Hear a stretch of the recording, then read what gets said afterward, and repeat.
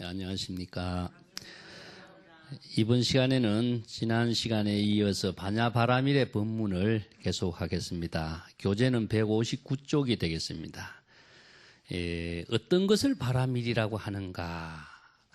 바라밀이라고 하는 말은 인도의 말이죠. 산스크리트의 말인데 이것을 중국어로 번역하다 보면은 이르다, 피안에 이르다라고 하는 말입니다. 저 언덕에 이르다 이런 말이죠. 우리가 반야신경 할 적에도 저 언덕에 이르다. 저 언덕이 어디냐? 차안과 피안이라고 하는 열반의 경지 이런 표현으로서 많이 이야기했죠.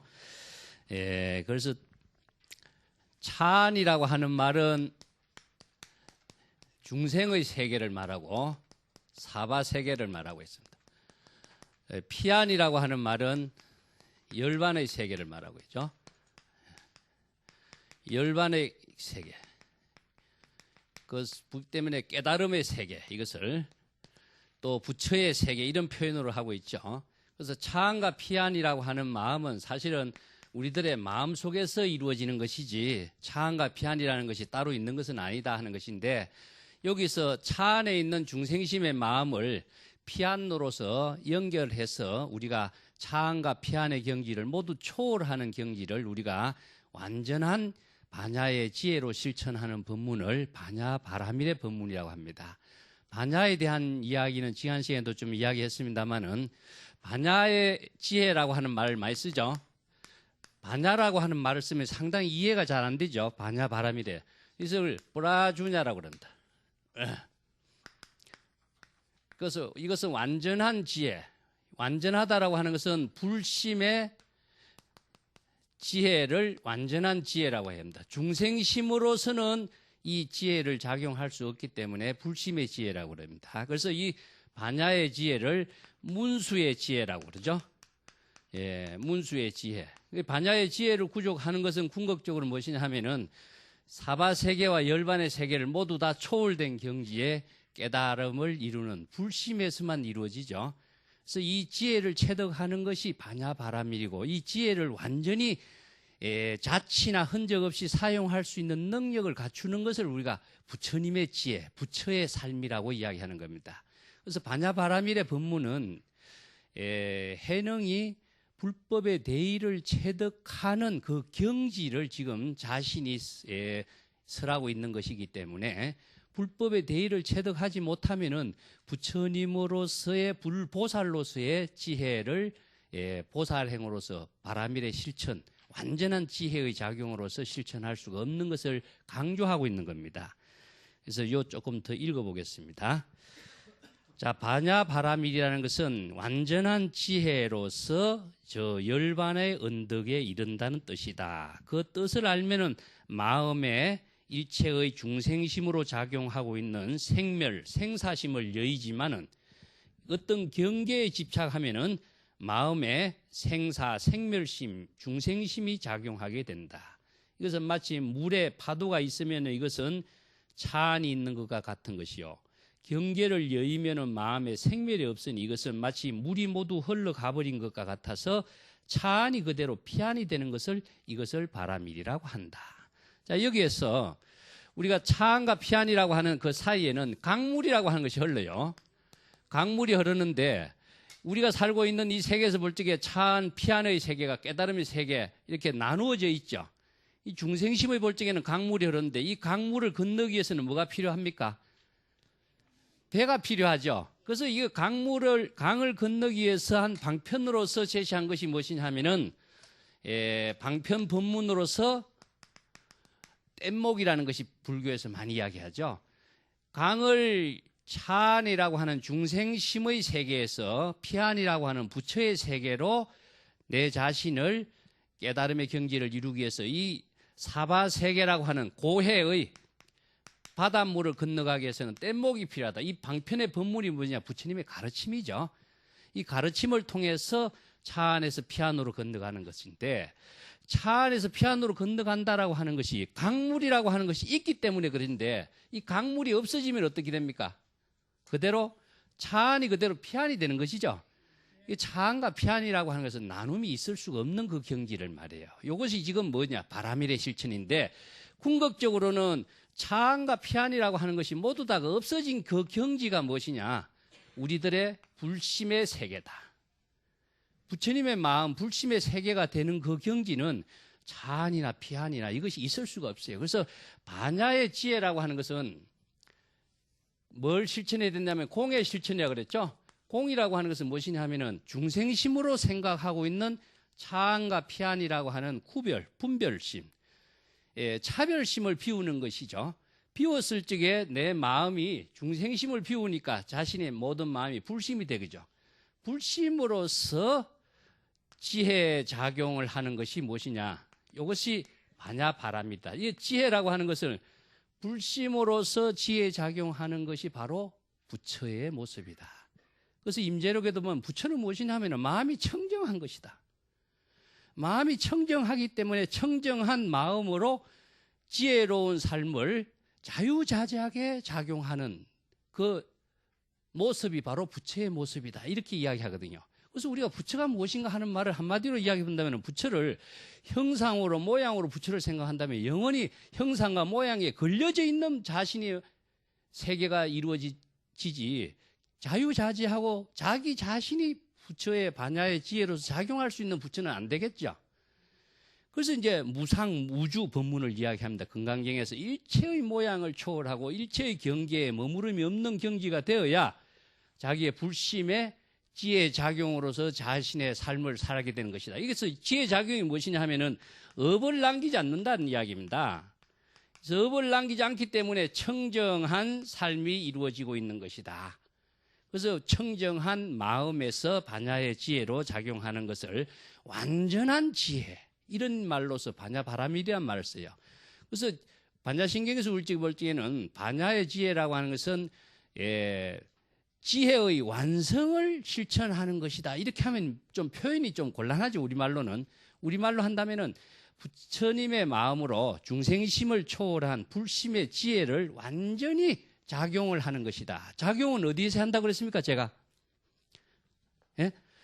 항상 귀에 못이 박히도록 이야기하죠.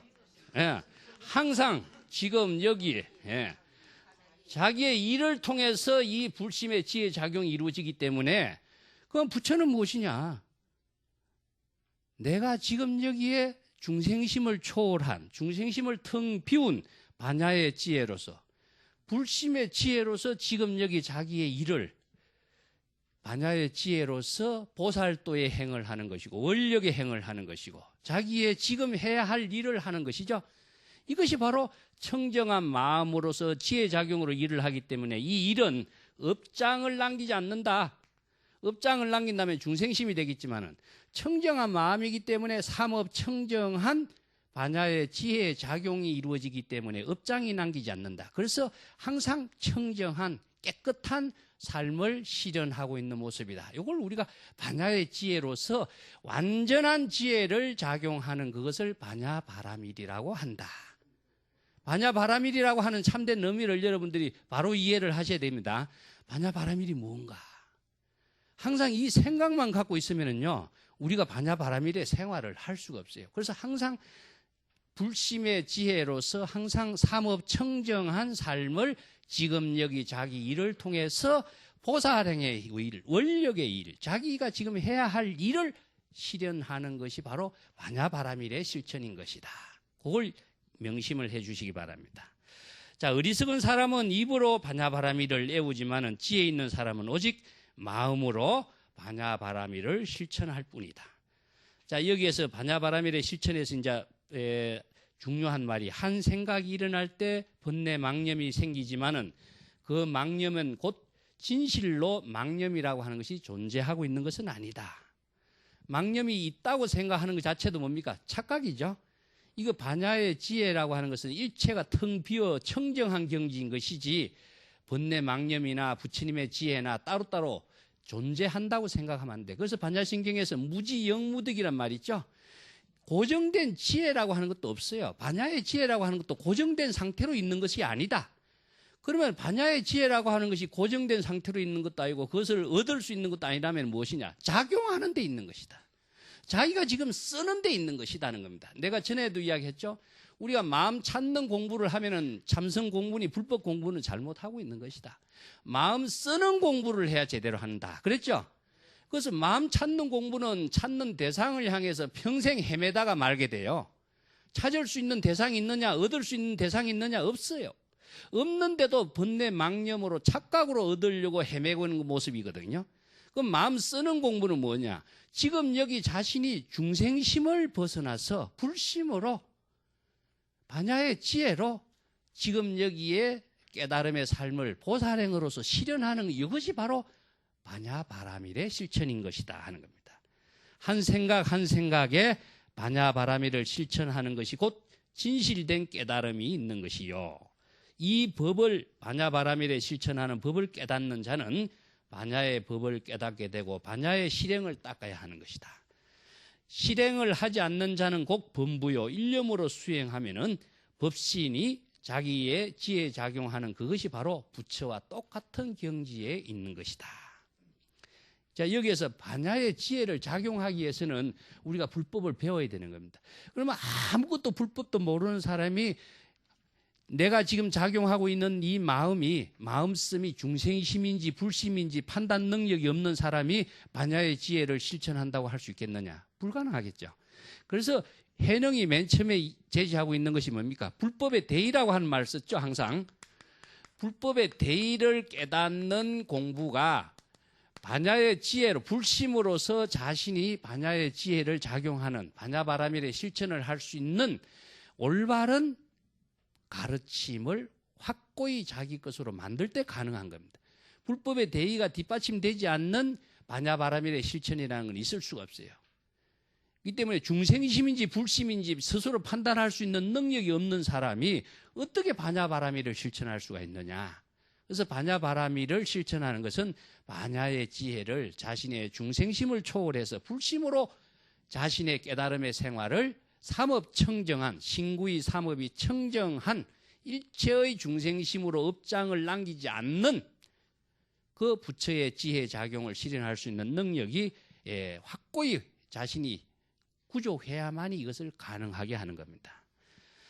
자, 여러분, 즉 번뇌가 곧 깨달음이다. 번뇌적 보리라든가 생사적 열반이란 말 여러분 유마경에서 쓰는 말인데, 자, 여기에서 이러한 유마경의 실천 정신을 이제 여기에서 선의 실천에서부터 이걸 다시 종합하고 있습니다. 번뇌가 곧 깨달음이다. 저 앞에 생각이 미혹하면 범부요, 지금의 한 생각이 깨달으면 부처다. 이 말이 육조 당경에 제시하고 있는 도노견성의 실천 법문이라고 할 수 있는 겁니다. 자, 여기에서 우리가 사상적인 뒷받침을 한번 봅시다. 번뇌라고 하는 것은 중생심이죠. 번뇌적 보리, 여기서 깨달음이라고 하는 말인데 생사적 열반. 이 말이 유마경에서 이제 처음 대성불교 사상책으로 나왔습니다. 이 적이라고 하는 글자가 어떤 의미를 두고 있는가? 이 번뇌는 생사나 번뇌는 이것은 중생심입니다. 중생심이고 보리라고 하는 것은 보디 깨달음의 마음을 우리가 선에서 이야기한다면 보리를 다른 말로 한다면 깨달음이라는 같은 말입니다. 깨달음이라고 하는 것은 불법의 불심의 지혜거든요. 자, 이걸 불심이라고 그래요. 불심의 작용이 보리 열반인 것이요. 중생심의 작용이 번뇌와 생사심입니다. 그 번뇌가 일어나니까 생사윤회를 하게 되겠죠. 이거 중생심이죠. 그런데 이 중생심, 번뇌가 곧 보리고 생사가 열반이라는 적이라고 하는 말이 무엇이냐면 불이라고 하는 의미입니다. 자, 생사와 열반은 둘이 아니요. 번뇌와 보리는 둘이 아니다. 여러분 유마경에서 불이법문 나왔죠? 이것을 둘이라고 착각을 하면 어찌 중생이 돼버려요. 그래서 찬과 피안이라고 하는 것이 둘로 생각하면 중생이 돼버린다. 그렇지만은 모든 반야의 지혜를 작용할 수 있는 능력은 이것을 둘이 아닌 경지로서 체득할 수 있도록 해야 된다. 그래서 둘이 아니라는 것은 무엇이냐? 또 다르지 않다. 생사와 열반 다르지 않고 번뇌와 보리가 다르지 않고 하나다. 왜 그럴까요?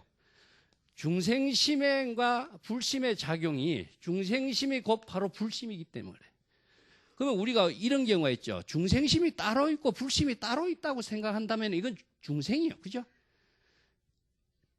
우리 중생심이 바로 불심인 겁니다. 그러면 중생심과 불심과의 차이는 무엇이냐? 작용하는 데 있다. 자, 아까도 이야기했지만 마음씀에 있다.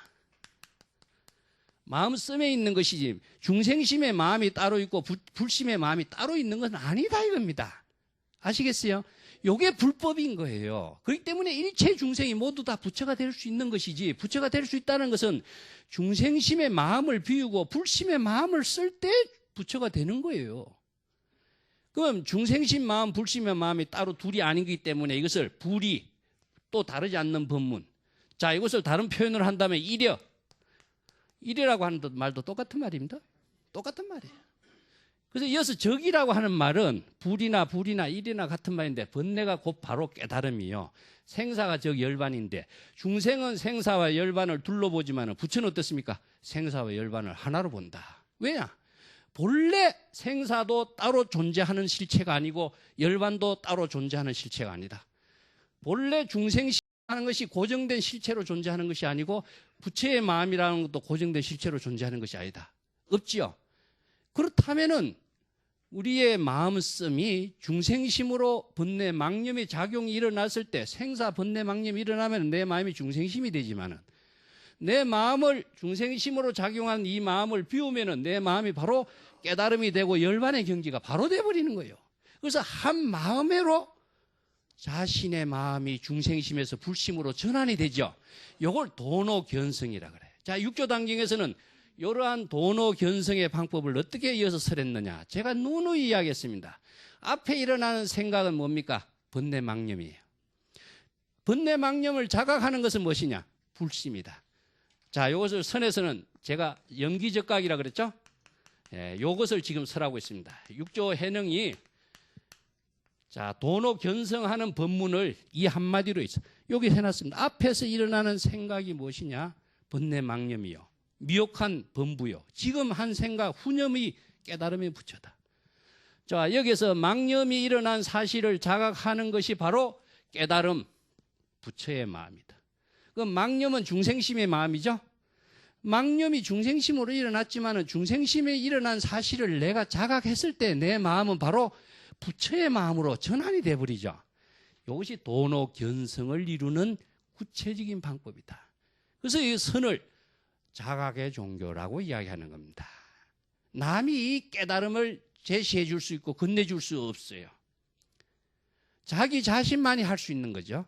그렇기 때문에 망념의 자각에 의해서 내 자신의 중생심의 마음씀을 부처님의 불심으로 마음씀으로 자기 자신을 전환시키는 거예요.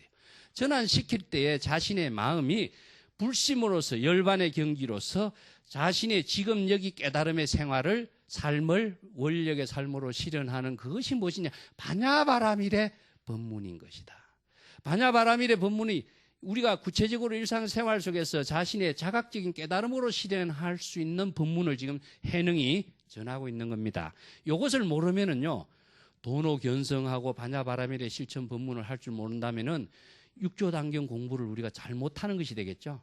이것이 완전히 내 자신의 반야바라밀의 실천, 깨달음의 생활, 불심의 지혜 작용으로서 지금 여기 자신의 일을 보살도의 원력으로서 실현할 수 있도록 하는 그 능력을 갖추기 위해서 우리가 지금 이 자리에서 반야신경이나 육조당경을 공부하고 있는 겁니다. 자, 조금 더 읽어보겠습니다. 여러분, 마하반야바라밀이라고 하는 가르침은 가장 존귀하고 최상의 법문이고 제1의 법문이다. 자, 일체의 어떤 경계에 머무름도 없고 또 우리의 그 가고 오고 하는 그러한 마음도 없다. 과거, 현재, 미래의 모든 부처님도 모두 반야의 지혜를 통해서 출현했고 마땅히 큰 지혜의 힘으로 피안에 이르고 온의 번뇌 망념을 모두 타파하게 되는 것이다. 요 말이 여러분 반야신경 읽은 내용과 같죠? 반야신경의 내용이 반야 600부라고 하는 엄청나게 많은 양의 반야부 계통의 경전의 사상을 요약했다고 할 수 있는 것인데, 자, 마하반야바라밀, 위대한 반야의 지혜를 완전하게 지금 여기 자신의 삶에서 깨달음의 지혜로서 삼업 청정하게 자취나 흔적 없이 실용할 수 있는 것, 마음 쓸 수 있는 그것이 반야바라밀이죠. 이체 경계가 걸림이 있고 머무름이 있다면 반야바라밀의 실천이 불가능하게 되어 있습니다. 내가 지난 시간에도 한번 이야기했어요. 참선 공부를 한다 하면서 마음을 집착의 대상에 어디다 얽어매려고 하고 있죠. 이것이 반야바라밀의 법문을 토대로 한 참선 수행이 되지 않고 있다는 것을 내가 이야기했습니다. 모든 불법의 수행은 반야바라밀의 실천 사상을 뒷받침하지 않는 실천 수행은 올바른 수행이라고 할 수가 없습니다. 그렇기 때문에 마하반야바라밀은 가장 존귀하고 최상의 법문이다.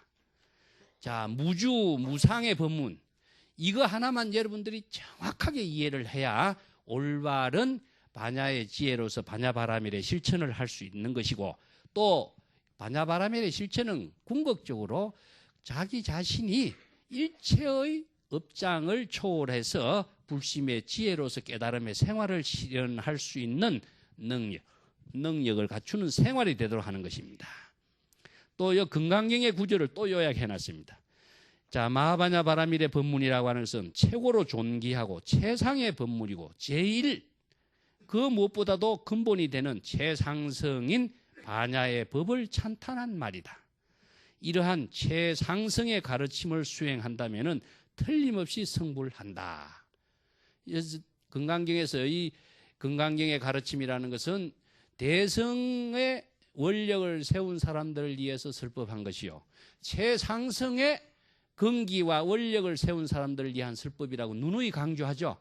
그래서 이에 육조단경에서도 금강경의 이러한 최상승의 법문의 말씀을 토대로 해서 남종 동교에서 설하고 있는 최상승의 법문이다.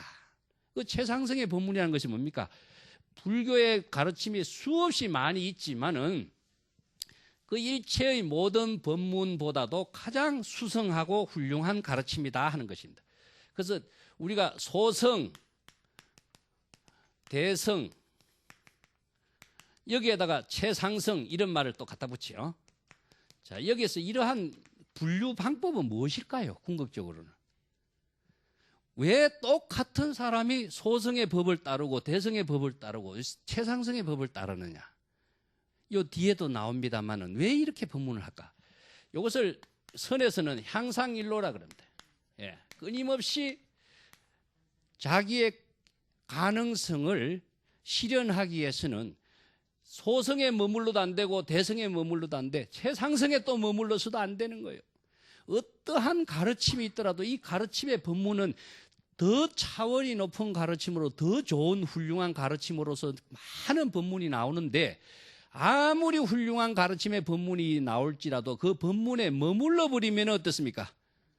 소성에 머무르고 대성에 머무르고 최상성에 머무른다면 자기는 향상일로 무궁무진하게 무한한 가능성을 실현할 수 있는 불보살의 삶의 깨달음의 생활이라는 것은 불가능하게 돼 있어요. 자, 그렇다면은 소성과 대성과 최상성을 초월할 수 있는 지혜가 무엇이냐? 금강경에서 무엇이었습니까? 자, 일체의 경지에 어떤 가르침에도 머무르지 마라 그랬죠? 그래서 응무소주 이생기심이라고 그랬어요. 어떤 가르침, 어떤 훌륭한 법문이라도 거기에 그 단계에 그 수준에 머무르면 안 돼. 어떤 경지에도 집착하지 마라 그랬죠? 그래서 무착, 집착하지 마라. 또 일체의 어떤 경계에도 어떤 상을 갖고 세우지 마라. 이 두 가지의 반야바라밀의 구체적인 실천 덕목을 완전히 자기 자신의 지혜로서 마음씀으로 반야바라밀의 실천으로 활용할 수 있는 능력이 갖추어졌을 때에 소성에도 대성에도 최상성에도 머무르지 않는 향상일로의 자신을 깨달음으로 만들어갈 수 있는 보살이 될 수가 있는 것이다. 이걸 지금 이야기하고 있는 겁니다. 왜 그럼 소성의 수행자, 대성의 수행자, 최상성의 수행자가 나눠지냐? 이것이 우리가 시대적으로 보면은요, 사상사적인 흐름이라고 하는 것이 끊임없이 좋은 사상과 같이 교류를 통하고 새로운 좋은 뛰어난 사상가들에 의해서 발전하게 되어 있습니다. 그래서 소성의 가르침이 뭡니까? 자, 어느 한쪽에서 어느 한쪽으로 나아가게 돼 있어. 범부의 마음에서 성인의 마음으로 나아가고 악에서 선을 추구하는 마음으로 나아가게 돼 있어요. 이것이 뭐냐? 시끄러운 것을 피해서 조용한 것을 나아가는 수행자. 이게 소승선의 수행자들이다. 그러면 조용한 것이 또한 집착의 대상이 되겠죠. 자, 이것을 우리나라 선에서는요, 교를 버리고 선으로 나아간다. 버려야 될 것이 있고 취해야 될 것이 있다면 취사 선택에 떨어진 소승선의 가르침이다. 어디에 버릴 것이 있고 취해야 될 것이 있느냐? 헛된 망상으로 생각해낸 망념의 중생심의 작용으로서 스스로 버릴 것이 있고 취해야 될 것이 있는 것이죠. 이러한 것이 사상사적으로 차원이 낮다. 이것이 금강경에서 야교 소법자는 적은 가르침, 수준이 낮은 가르침, 차원이 낮은 가르침의 그 즐거움을 갖고 살고 거기에 집착하는 사람들은 아상인상 중생상에 떨어지고 대성의 법문을 설할 수 없다 이야기하고 있어요. 이 때문에 항상 어떤 경지에도 머무름이 없어야 돼. 최상승의 가르침도 마찬가지예요. 최상승의 가르침이 뭐냐? 완전한 반야바라밀의 실천을 통해서 일체의 경계에 머무름이 없는 반야의 지혜를 작용하고 있는 불보살이라고 할지라도 거기에 머무르면 안 된다 이겁니다. 어떤 경계에도 머무르면 안 돼. 그래서 중론에서 이런 말을 썼어요. 부처님께서 공의 법문을 설했다. 자, 일체의 모든 중생심을 텅 비우도록 하는 공의 실천의 법문을 설해놓은 것은 일체의 중생들이 전도된 생각과 집착과 착각을 벗어나서 좋은 깨달음을 이루도록 하기 위해서 공의 법문을 방편으로서 설해놨는데 어떤 사람이 공이라고 하는 가르침에 집착한다면 어떻게 되냐? 그 부처님은 그 사람에게 구제하고 제도할 방법이 없다 그랬나? 공 또한 비워버려야 할 대상인 것이지 아무리 공이 반야바라밀을 실천할 수 있는 사상적인 근거가 되고 토대가 된다고 할지라도 이 공의 가르침 또한 비워버려야 된다. 머물러 버리고 안 되고 집착해서는 안 되는 거예요. 모든 것이 불교에서는 뭡니까? 무유정법이다. 내가 여러 번 이야기했죠. 고정된 법이라고 하는 게 있을 수 없어. 모든 부처님의 법문은 84,000 법문은 방편의 법문이다. 이 방편의 법문이라고 하는 것은 아까도 이야기했지만은 고해의 바다를 건너서 훌륭한 깨달음의 삶을 실현할 수 있는 방편인 것이지 일시적인 것이지 고정된 어떤 집착의 대상으로 법문을 설해놓은 것은 하나도 없다. 아무리 수승한 법문이라도 방편 법문입니다. 그래서 이 방편의 법문의 본질을 우리가 바로 아는 것이 뭐냐? 불법의 대의입니다. 불법의 대의를 모르는 사람은 어떤 가르침을 이야기하면 그것이 그냥 집착의 대상인 줄 모르고 그것만 안고 싸주고 그래서 악교풀의 덩어리를 안고 사는 사람이라 그러냐. 악교풀 덩어리를 안고 살면은 거기에 딱 달라붙어 갖고 벗어나지 못하죠. 이와 같은 사람을 중생은 상에 집착한다 이런 이야기를 합니다. 어떠한 법문, 어떠한 가르침, 어떠한 부처나 보살이 등장하더라도 방편의 법문이다. 이걸 아셔야 됩니다. 그래야 내 자신이 불보살과 반야바라밀의 위대한 깨달음의 삶을 실현할 수 있는 것이지 내가 아무리 좋은 가르침에 자기가 거기 집착하면은 자기 자신이 그 자리에서 죽어버린다 이겁니다. 자, 160페이지 좀 더 읽어보겠습니다. 금강경의 구절을 이제 요약한 것인데요. 최고로 존귀하고 최상제일이란 최상승의 반야의 법을 찬탄한 말인 것이다. 이 반야의 법을 깨달음으로 실현하는 이 법문만큼 가장 훌륭하고 존귀하고 최상제일이란 가르침은 있을 수 없다. 이러한 최상승의 가르침을 수행한다면 틀림없이 일체의 모든 사람들이 다 부처를 이루어서 깨달음의 삶을 실현한다. 자, 성불이라고 하는 말 조금 이따 설명하겠습니다.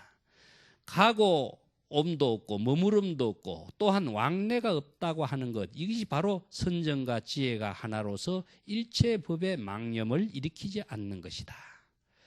과거 현재의 모든 부처도 반야의 지혜에서 출현하셨다라고 하는 것은 탐진치 삼독심을 바꾸어서 개정의 사막으로 삼은 것이다. 자, 여기서 탐진치 삼독은 어떻습니까? 중생심이죠.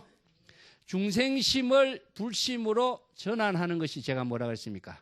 바로 도노견성이다. 깨달음이다. 이러한 가르침의 법문을 전체적으로 불법의 근본 가르침, 불법의 대의라고 한다. 불법의 대의를 실현할 수 있는 구체적인 가르침은 반야의 지혜를 지금 여기 자신의 생활 속에서 완전하게 작용하는 것이다.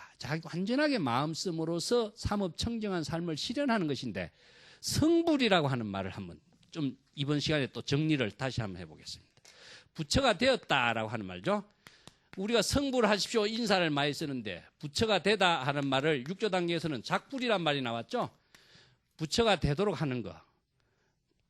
부처가 되는 법을 배우기 위해서 해능이 홍인선사를 찾아갔다. 이런 이야기 나오죠. 부처가 된다라고 하는 것은 부처라고 하는 것이 무엇인가를 모른다면 부처가 어떻게 되겠어요? 만약에 부처라고 하는 것은 고정된 형태의 모양과 형상과 어떤 틀로서 짜여진 뭐가 존재가 되고 어떤 경지에 있는 것이라고 생각한다면 어떻게 됩니까? 그래서 부처는 아까도 이야기했지만은 무주요, 머무름이 없는 것이요. 또 무상이라 그랬죠? 예. 자, 여기서는 어떻습니까? 가고 오고 머무름이 없다 그랬죠? 일체의 경계에 머무름도 없고 어떤 모양으로 형상으로서도 존재하지 않는다. 그럼 부처란 무엇이냐? 어떤 보살님인가? 스님은 부처가 뭐라고 생각하십니까? 나한테 질문을 했어요. 부처라고 하는 것이 무엇일까? 예? 부처는 다른 말로 한다면 깨달음을 말하는데 깨달음의 마음으로서 반야바라밀의 작용을 완전한 지혜로서 작용하는 것이다. 그래서 깨달음의 마음이 바로 불심이죠. 깨달음의 마음입니다. 왜 여기서 왜 불심 깨달음의 마음이라 하냐면은 중생심이 아니기 때문이다.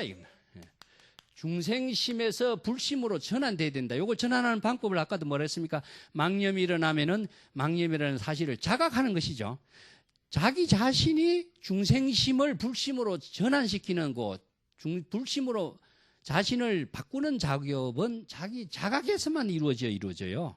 이 때문에 깨달음의 마음으로서 정지된 상태가 있습니까? 우리 마음이.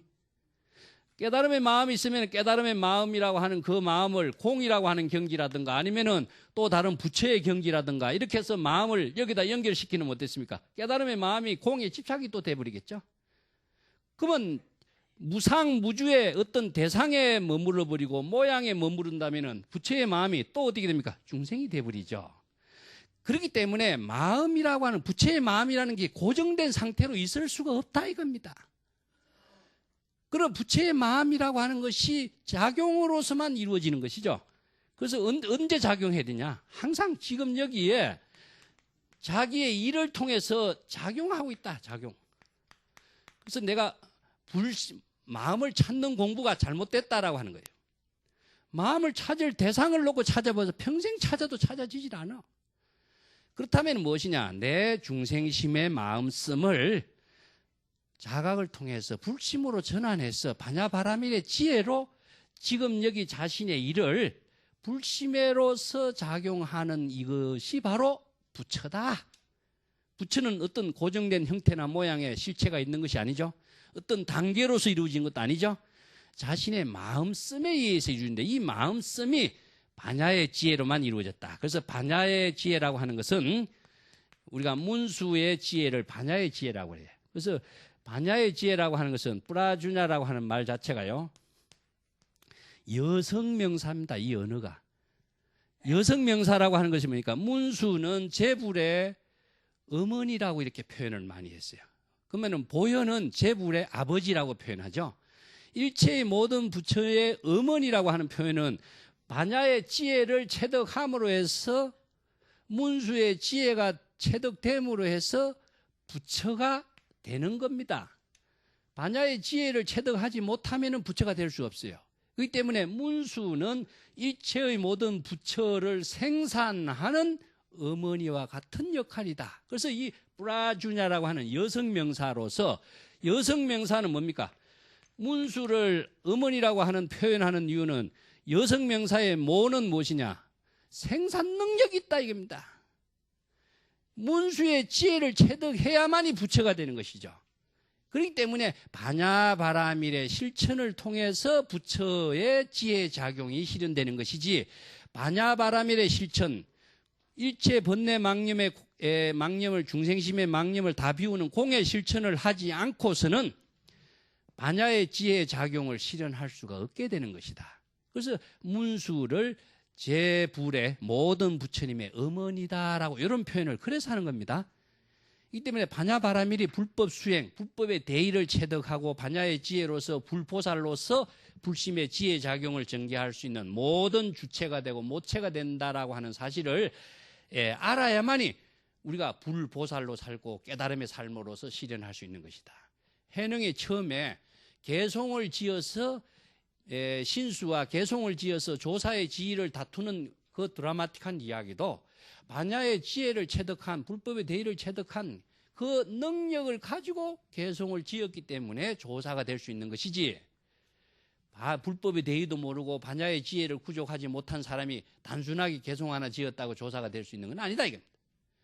여기에서 해능이 특별하게 반야바라밀의 법문을 설한 이유가 불법의 수행자는 반야의 지혜를 체득하지 않고서는 올바른 부처나 보사로서 좋은 삶을 실현할 수가 없기 때문에 일체의 삼업 청정한 삶을 실현할 수 있는 능력은 반야바라밀의 실천에 의해서만이 가능하기 때문에 이 법문을 지금 강조하는 겁니다.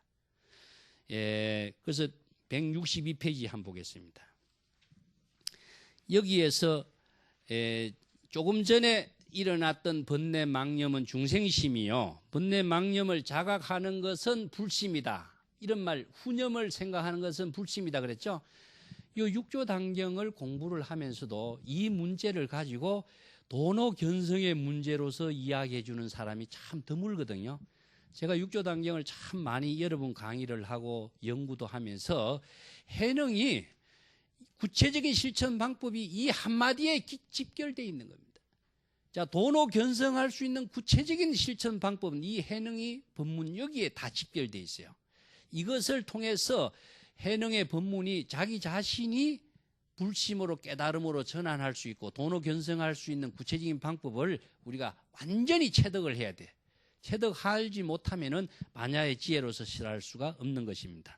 162페이지 위에서 네 번째 줄 한번 보겠습니다. 이러한 선불교의 수행 구조는요, 해능이 지 혼자 만들어낸 것이 아니에요.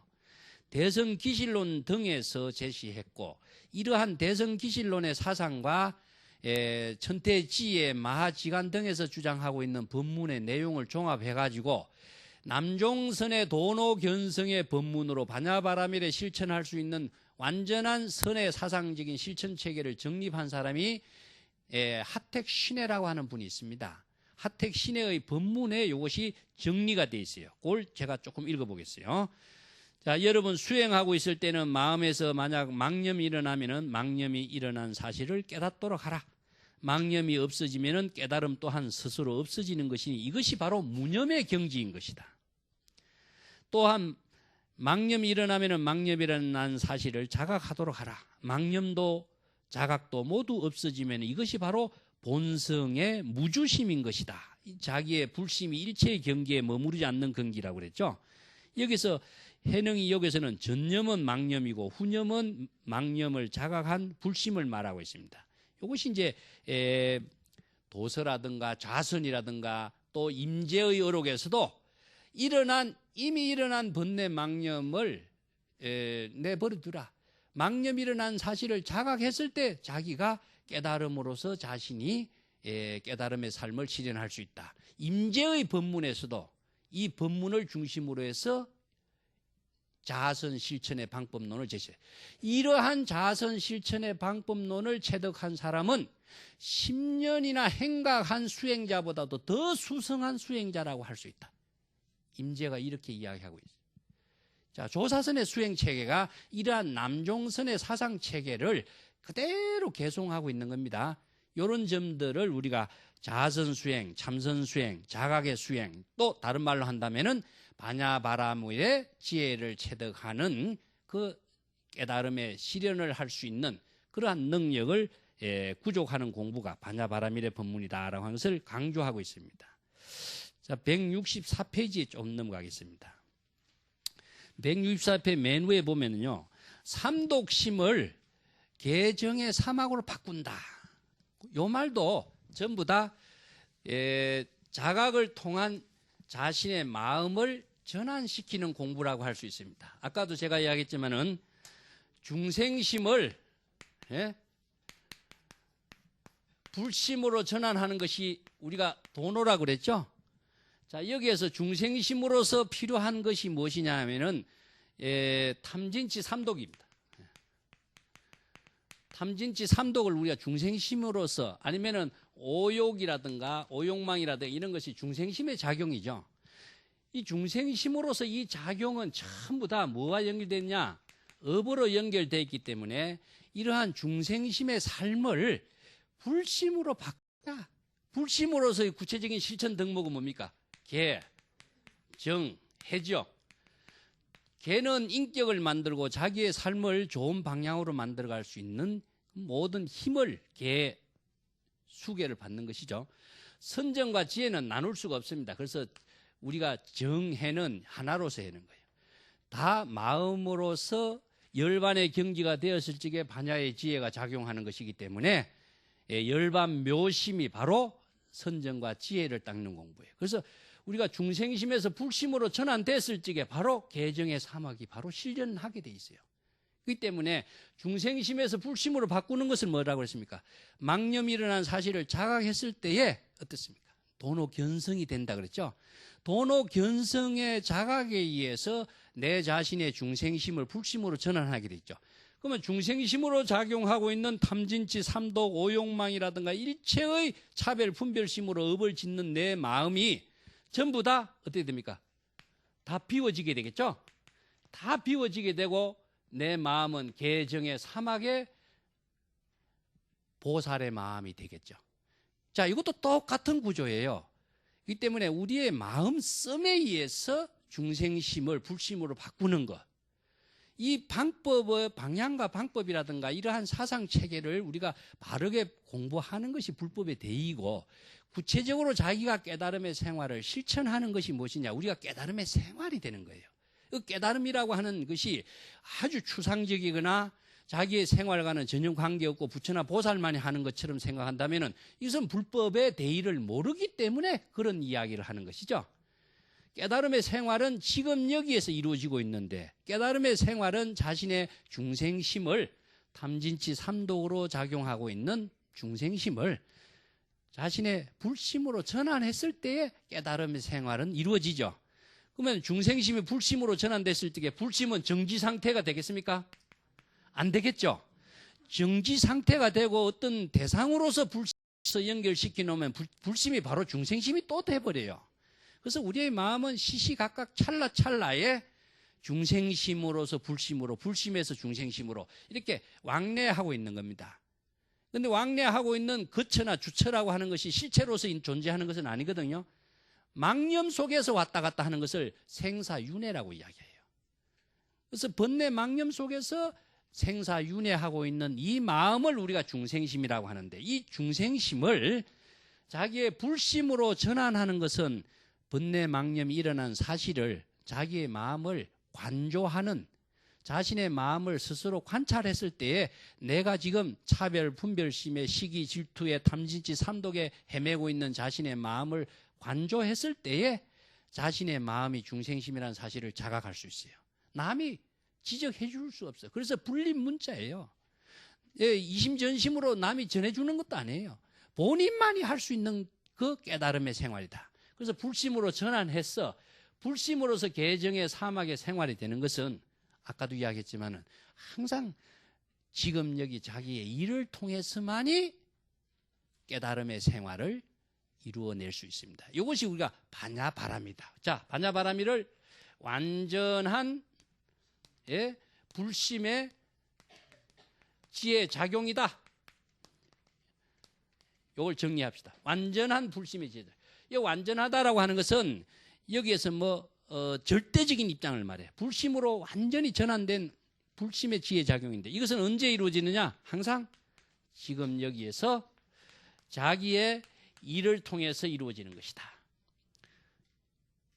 불심의 지혜 작용은 반야바라밀의 실천은 보살도의 원력의 일을 통해서만이 실현될 수 있는 것이다.